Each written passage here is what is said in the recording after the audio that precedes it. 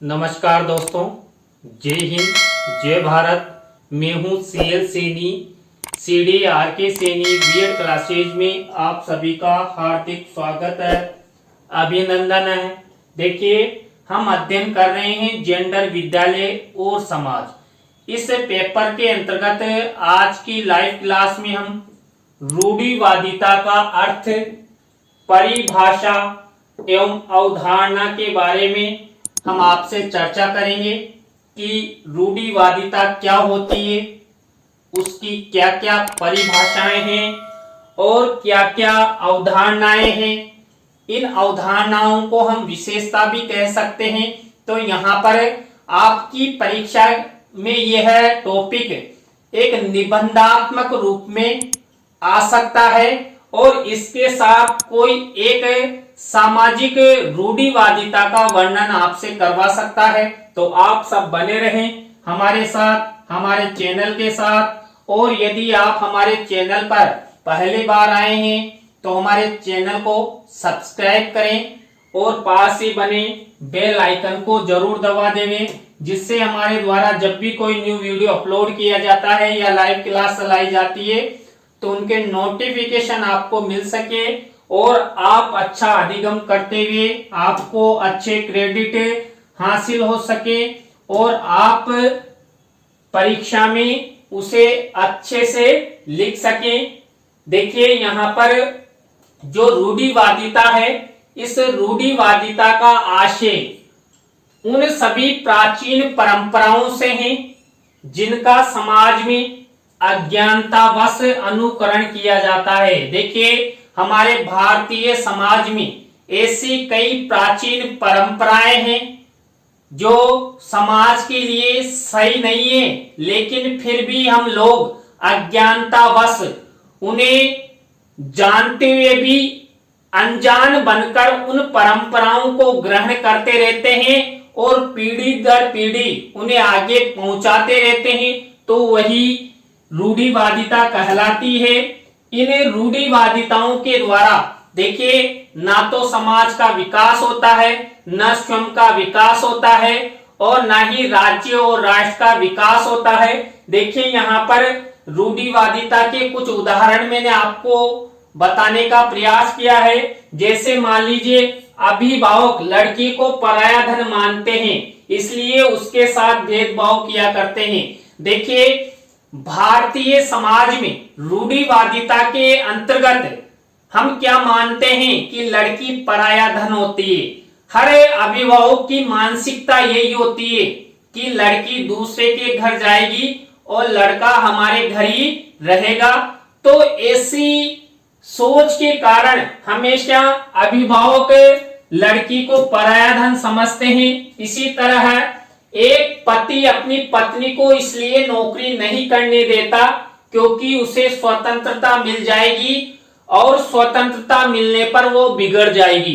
देखिए, हमारे वैश्विक समाज में या भारतीय समाज में ऐसे कई परिवार हैं जो महिलाओं को बाहर नौकरी नहीं करने पर विशेष बल देते हैं। वो चाहते हैं कि जो हमारे परिवार की जो महिलाएं हैं वो घर पर रहें, पर्दा में रहें और गृहिणी के रूप में रहें और वो बाहर बिल्कुल भी नहीं जाए।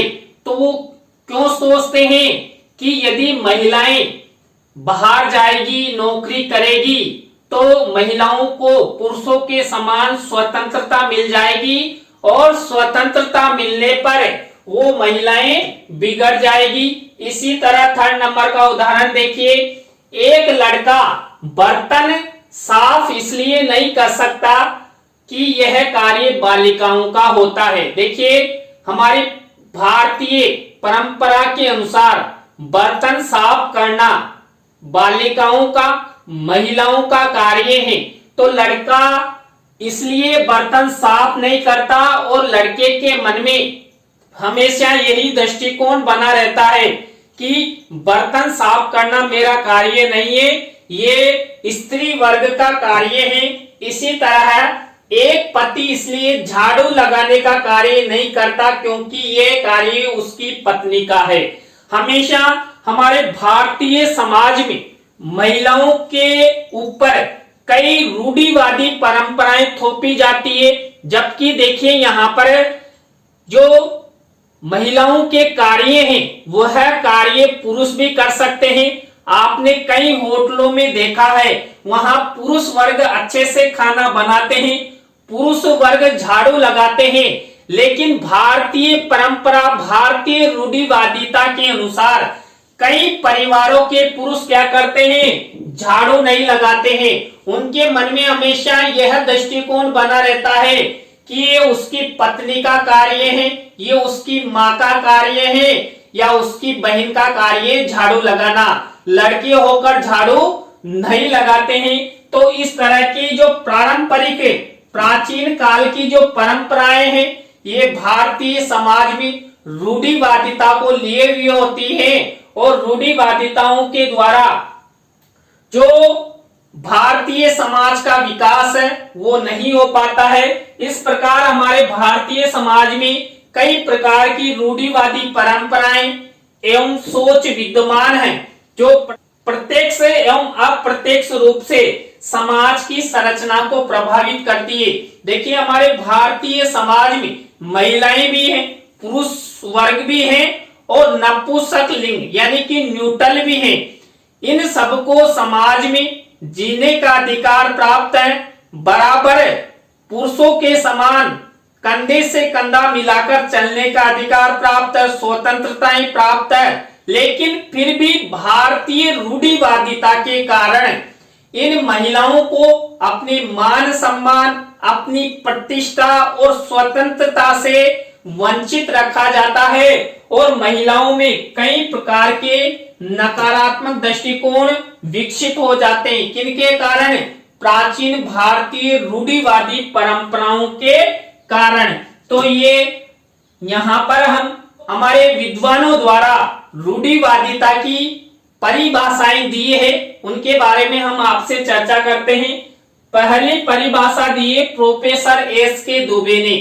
देखिए प्रोफेसर एस के दुबे ने क्या कहा रूढ़िवादिता के अंतर्गत, रूढ़िवादिता का आशय उन सामाजिक गतिविधियों, नियमों, सिद्धांतों एवं परंपराओं के प्रचलन से है जिनका कोई वैज्ञानिक, तार्किक एवं मानवीय आधार नहीं होता है तथा जो समाज में पारंपरिक रूप से प्राचीन काल से वर्तमान समय तक चली आ रही है और आधुनिकीकरण के मार्ग में बाधा उत्पन्न करती है। देखिए जो भारतीय समाज में जो रूढ़िवादिताएं प्रचलित हैं, ये वैज्ञानिकता का गुण लिए हुए नहीं है, वैज्ञानिकता के द्वारा प्रमाणित नहीं है। ये हमारी भारतीय प्राचीन परंपराओं के अनुसार हमारे भारतीय समाज में चली आ रही है और इन रूढ़िवादिताओं के कारण जो पुरुष और महिला का बराबर विकास होना चाहिए, उन दोनों को बराबर जो उनके जीवन में जो उन्होंने उद्देश्य बनाए हैं, उन उद्देश्यों की पूर्ति में जो पारंपरिक रूढ़िवादिताएं हैं, पारंपरिक विचारधाराएं हैं, ये बाधा बनती है और उनका विकास नहीं हो पाता है। देखिए यहाँ पर पुरुष वर्ग हमेशा कई प्रकार की रूढ़िवादिताएं महिलाओं पर थोपता है, लेकिन आप एक परिवार को देखिए, परिवार में माता पिता, भाई बहन, पति पत्नी और बच्चे होते हैं।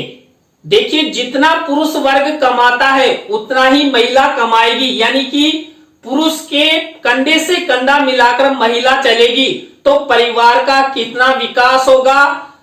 परिवार में हमेशा सुख शांति और समृद्धि बनी रहेगी।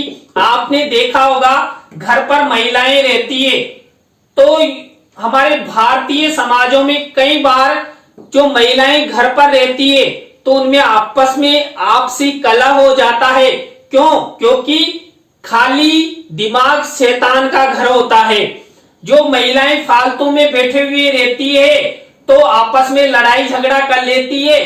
तो इसलिए यदि पुरुष कमाने जाता है तो महिलाएं भी यदि बाहर नौकरी करने जाएं तो किसी भी प्रकार का कोई कलह नहीं होगा। शाम को वो घर आएंगे और अपने परिवार की जो आवश्यक जो भी सुविधाएं जो भी खान पान आदि की व्यवस्था करनी है वो दोनों मिलकर कर सकते हैं और इससे उनके परिवार का अच्छे से विकास हो सकता है। तो यहाँ पर जो प्रोफेसर एस के दुबे द्वारा जो रूढ़िवादिता की परिभाषा दी गई, इस रूढ़िवादी परंपरा के अनुसार भारतीय समाज का विकास अवरुद्ध होता है। इसी तरह श्रीमती आर के शर्मा ने भी रूढ़िवादिता की एक परिभाषा हमें प्रदान की है। उन्होंने बताया है कि रूढ़िवादिता का आशय उस सामाजिक व्यवहार से होता है जो कि पूर्णतः अतार्किक है, यानी जिसका कोई तर्क नहीं है, अमनोवैज्ञानिक है। देखिए, अमनोवैज्ञानिकता से तात्पर्य वो वैज्ञानिक नियमों तथ्यों पर सिद्ध नहीं है एवं अमानवीय आधार पर किया जाता है। देखिए, यहाँ पर जो भी रूढ़िवादिताएं हमारे भारतीय समाज में प्रचलित होती है, ये सब रूढ़िवादिताएं हमारे पुरुष वर्ग द्वारा महिलाओं पर थोपी जाती है और पुरुष का कार्य होते हुए भी कह दिया जाता है कि ये महिलाओं का कार्य है। देखिए, यदि महिला और पुरुष दोनों मिलकर कंधे से कंधा मिलाकर कार्य करेंगे तो उनका भी विकास होगा और उनके परिवार का भी विकास होगा और उनके परिवार का विकास होगा तो हमारे राज्य और राष्ट्र का विकास अच्छे से हो सकेगा। जैसा कार्य पुरुष वर्ग कर सकता है वैसा ही कार्य महिलाएं वर्ग भी करेगी। जैसा हमारे देश का शासन पुरुष वर्ग संभालता है वैसा ही शासन महिलाएं करेगी। तो यहाँ पर आधुनिक सोच विकसित होगी। तो जो अमानवीय आधार माना है और जिसके मूल में अज्ञानता एवं अंधविश्वासों का समावेश होता है, जो श्रीमती आर के शर्मा ने हमें बताया कि जो प्राचीन परंपरावादी रूढ़िवादिताएं हैं ये सब अज्ञानतावश हमारे भारतीय समाज में प्रचलित है और इनसे कुछ नहीं होता, अंधविश्वास की उत्पत्ति होती है और अंधविश्वास के कारण लोगों का आपसी विकास नहीं हो पाता है। तो यहाँ पर ये दो महोदय द्वारा रूढ़िवादिता की परिभाषाएं आपको बताई। देखिए, यहाँ पर अब अध्ययन करते हैं रूढ़िवादिता की अवधारणा। जो रूढ़िवादिता की अवधारणा हम अध्ययन करेंगे उन्हें हम रूढ़िवादिता की विशेषताएं भी कह सकते हैं। देखिए, यहाँ पर पहली रूढ़िवादिता की अवधारणा या विशेषता है कल्पना आधारित प्रक्रिया। देखिए, जो रूढ़िवादिता है ये कल्पना आधारित प्रक्रिया मानी जाती है। इसका कोई सत्य प्रमाण हमें नहीं मिलता है।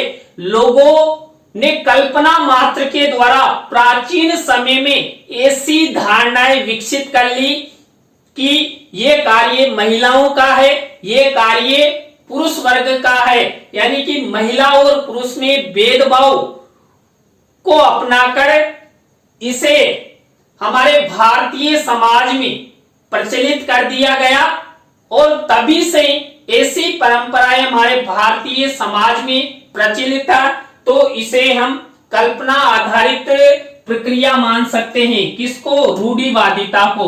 इसी तरह जो रूढ़िवादिता है उसको हम अंधविश्वास की प्रक्रिया मान सकते हैं। देखिए, यहाँ पर जो रूढ़िवादिता होती है इस रूढ़िवादिता में ना तो वैज्ञानिकता का समावेश होता है और ना ही मनोवैज्ञानिक तथ्यों पर आधारित होती है।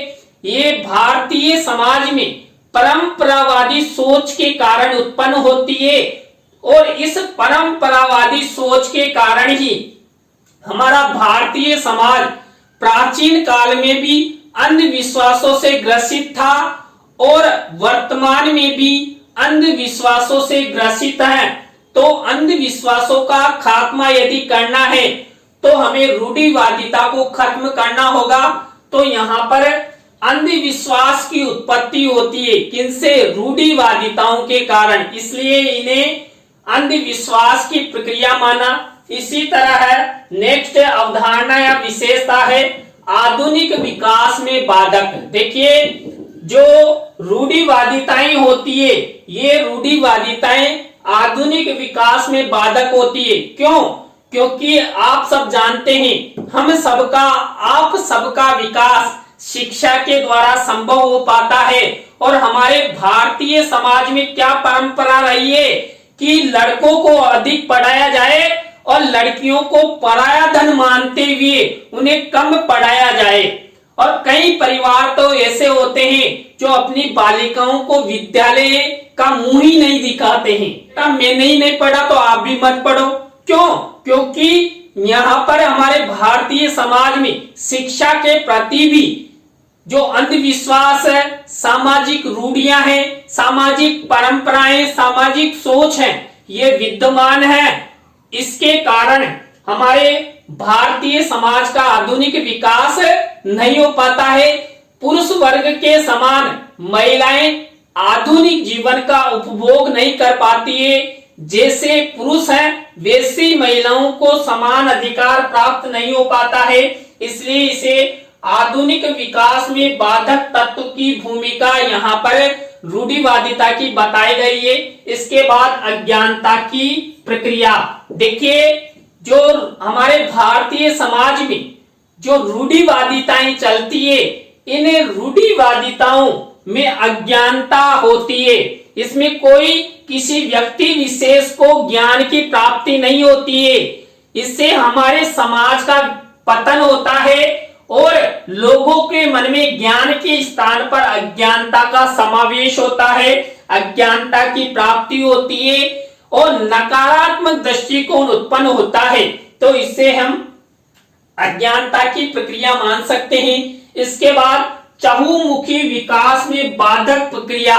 देखिए, रूढ़िवादिता के द्वारा किसी भी पुरुष, किसी भी महिला का विकास नहीं हो सकता।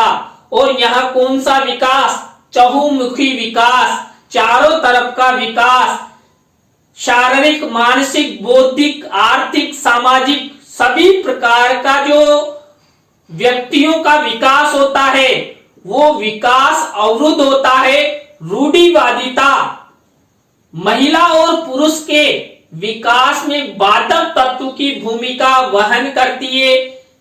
तो इसलिए हमारे भारतीय समाज में यदि पुरुष और महिला का या परिवार का, हमारे राज्य और राष्ट्र का अच्छे से विकास करना है तो हमें जो हमारे भारतीय समाज में प्राचीन रूढ़िवादी परंपराएं विद्यमान है उनको जड़ से उखाड़ फेंकना होगा, उनकी जंजीरों को तोड़ना होगा।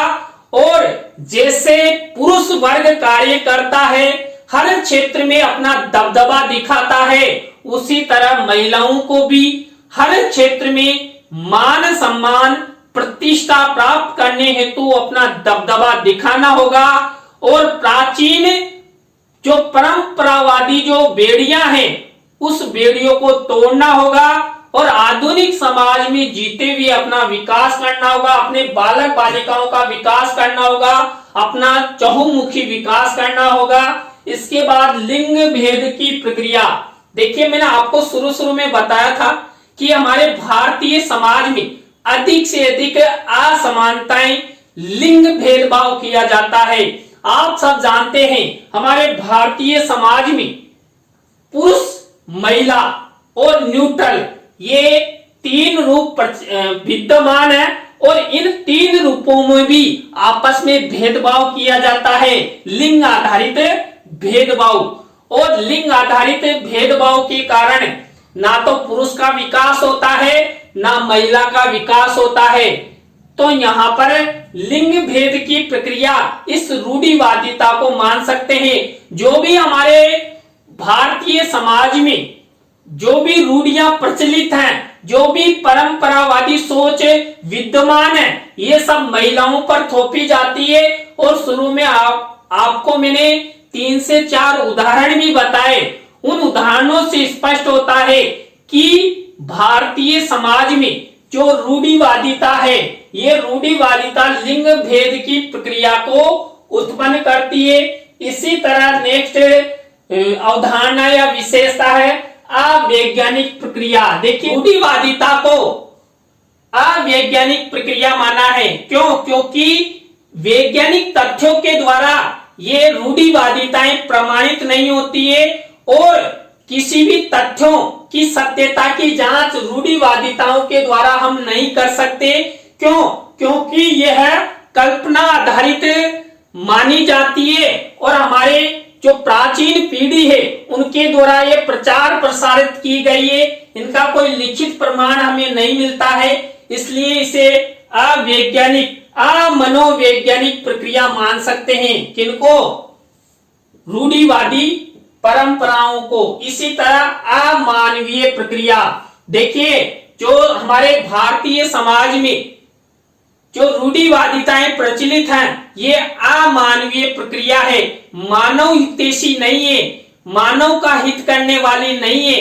इससे मानव का पतन होता है, मानव का उत्थान रूढ़िवादी परंपराओं के द्वारा बिल्कुल भी नहीं हो सकता। आपने कई ऐसे परिवार देखे हैं जो रूढ़िवादिताओं से ग्रसित हैं, तो वो अब भी वर्तमान में गरीब हैं, उनके परिवार का विकास अभी तक नहीं हो पाया है, ना ही उनके परिवार में कोई शिक्षित है, और शिक्षित नहीं है तो वो आधुनिकता का जो जीवन है वो भी उपभोग नहीं कर पाते हैं। इसलिए और इन रूढ़िवादिताओं के द्वारा मानव के साथ कई प्रकार की घटनाएं करता है, कई प्रकार की जो यातनाएं हैं वो एक दूसरे को देते हैं, एक दूसरे को प्रताड़ित करते हैं और एक दूसरे क्या करते हैं, हिंसाओं का शिकार होते हैं। किनके कारण? रूढ़िवादिताओं के कारण। मान लीजिए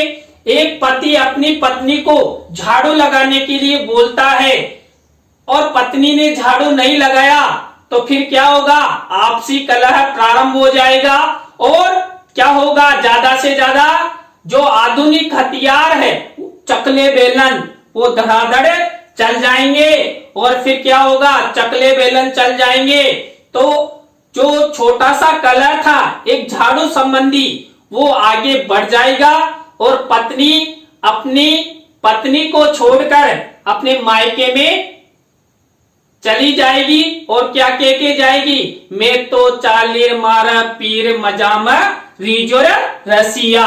तो ऐसी धारणाएं यदि हम सब आप सब हमारे भारतीय समाज में रूढ़िवादिताएं अपनाएंगे तो हमारा मानवीय विकास नहीं हो सकता। इसलिए इन्हें अमानवीय प्रक्रिया माना है।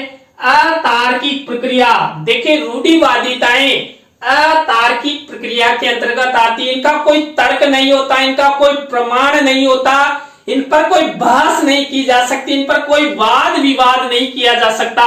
क्यों? क्योंकि ये अवैज्ञानिक है, अमनोवैज्ञानिक है। इनसे ना तो ज्ञान की प्राप्ति होती है और ना ही किसी का विकास होता है। इसलिए इन्हें अतार्किक प्रक्रिया के अंतर्गत माना जाता है। अविकसित प्रक्रिया, देखिए आप सब जानते हैं किसी विषय वस्तु के द्वारा हमें ज्ञान मिलता है तो हम क्या करते हैं? उसे शेयर करते हैं और शेयर करने से ज्ञान का अनुभव बढ़ता है और ज्ञान का अनुभव बढ़ता है तो हमें अधिकाधिक ज्ञान की प्राप्ति होती है। तो यहाँ पर जो रूढ़िवादितावादी ज्ञान है ये रूढ़िवादिता ज्ञान अविकसित प्रक्रिया के अंतर्गत आता है। क्यों? क्योंकि ये परंपरावादी है, लोगों के द्वारा बनाया हुआ है, कल्पना मात्र है। इससे ना तो खुद का, न समाज का, न राज्य और राष्ट्र का विकास हो सकता है और इससे हमारा विकास नहीं होगा। तो इसे हम क्या कहेंगे? अविकसित प्रक्रिया इसे हमें कहेंगे। तो इस तरह देखिए आज की क्लास में हमने जेंडर, विद्यालय और समाज पेपर के अंतर्गत रूढ़िवादिता का अर्थ, रूढ़िवादिता की विभिन्न विद्वानों के अनुसार परिभाषाएं एवं अवधारणाएं, विशेषताओं के बारे में आपसे चर्चा की। आज की लाइव क्लास आपको कैसी लगी कमेंट्स में हमें जरूर बताएं। अच्छी लगी हो तो लाइक करें, कमेंट्स करें और शेयर जरूर करें दोस्तों।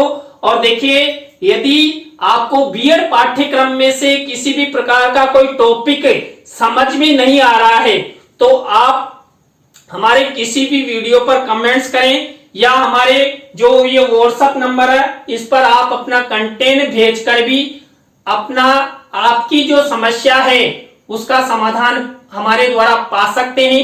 इसी तरह नए टॉपिक के साथ हम आपसे फिर मिलेंगे CDRK Saini BEd classes YouTube channel पर। जय हिंद, जय भारत, राम राम साहब।